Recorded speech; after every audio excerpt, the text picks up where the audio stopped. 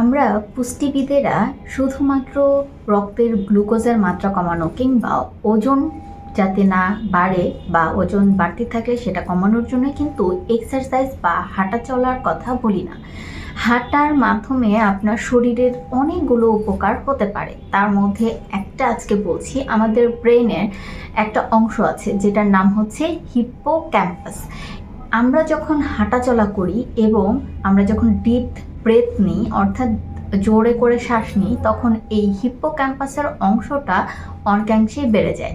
অর্থাৎ আমরা যারা বলি আমাদের স্মৃতিশক্তি কমে যাচ্ছে, আমরা সহজে অনেক কিছুই ভুলে যাচ্ছি, আমরা মনে রাখতে পারছি না, এর পেছনে বড় একটা কারণ হচ্ছে এই হিপ্পোক্যাম্পাসের যে অংশটা সেটা কমে যাওয়া।